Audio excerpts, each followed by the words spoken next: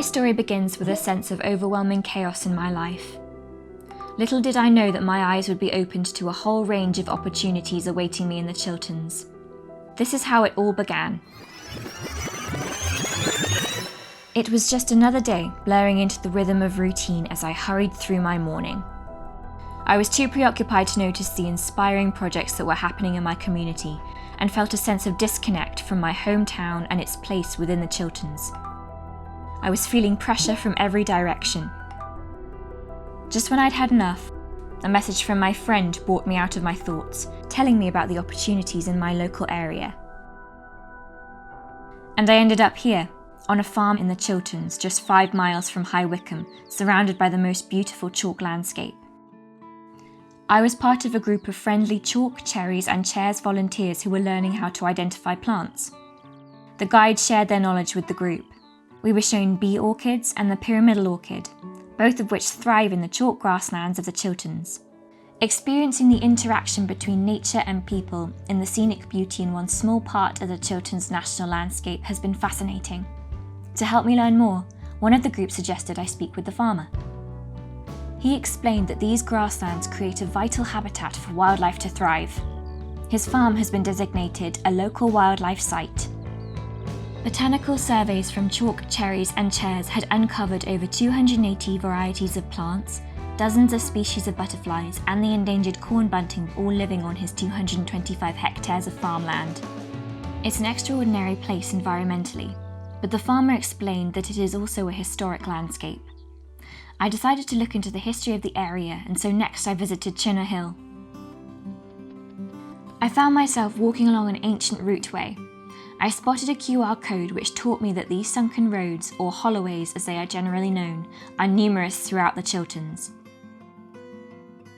I also found out that they formed over many centuries by the movement of cattle through long-distance droving, as well as by sheep driven up from the vale to the common grazing above, which made the sides steeper and steeper over time. It was fascinating to get a glimpse into the lives of the drovers and to walk the ancient routeway they once travelled.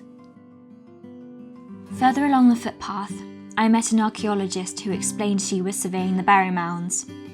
These ancient burials often date back to the Bronze Age, thousands of years ago. I was amazed to discover that 2 other burial mounds in the Chilterns were even older and dated back to the Neolithic period. Close by, at Great Hampden, I caught another glimpse into the past. This time I was transported to the mid-1800s, where men now known as bodgers made spindles, legs and stretchers for chairs that would become known around the world. One of the men stopped working and headed down the path and out of the woods. Intrigued, I followed him and he disappeared into a traditional Chilterns pub. I could feel the history embedded within the walls of this charming bar as I was warmly greeted by the landlady. She told me this pub used to be popular amongst the bodgers in the 1800s and introduced me to the Bodgers pub tour. The tour dives deep into the importance of the chair-making industry in the Chilterns in the 1800s and the links they had to many of the pubs in this area. There was so much history still to learn about the bodgers and how they lived, so she recommended I visit Wycombe Museum. But first I journeyed to the southwest of High Wycombe, where I came across a group on a guided walk who were learning about lace making in the Chilterns. Intrigued, I stopped to listen and discovered that this heritage craft had thrived in the area, providing employment to hundreds of women and children over many years. Together, we visited Hambledon Village Hall, a place originally set up in the mid-1800s as a lace school to impart the skills to the next generation. I could feel the history of the hall and imagine the lace makers working here so long ago. I was introduced to moving the bobbins to weave their cotton threads together on the lace pillow. Following the design marked out on what's called a pricking, I made stitches and inserted pins to hold them in place as the work progressed. Hearing about this traditional craft which took place in my local area made me wonder what other heritage there was to explore. So I met my mum at High Wycombe station and we walked the short distance to Wycombe Museum. The museum is packed full of High Wycombe's heritage with art, local history and galleries all about Wycombe's unique furniture industry. Downstairs, an exhibition focused on the art of the chair, which explored how Wycombe's chairs were sold around the world. Upstairs, I was excited to learn more about the bodgers in the woods and how the industry grew from the local landscape into the thriving furniture production which proudly continues today. We explored many wonderful chairs made in the Chilterns, from a Georgian child's deportment chair to make children sit up straight, to a soldier's one-armed chair designed to allow officers to sit down whilst wearing their dress swords. We also saw a shave horse, used by bodgers to hold wood steady to roughly shape it before using the pole lathe to turn the wood and make chair legs. It was so interesting to see the designs that became famous around the world.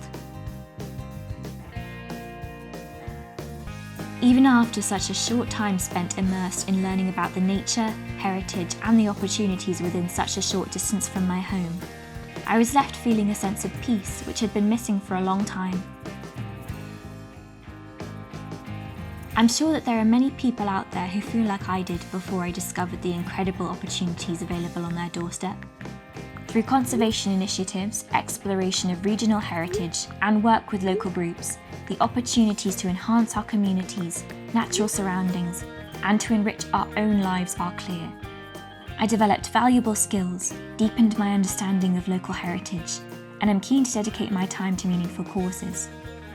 Most importantly, this involvement gave me a sense of connection to the local landscape I call home. What positive changes can you make today to influence a better tomorrow for yourself, everyone around you, and our landscape?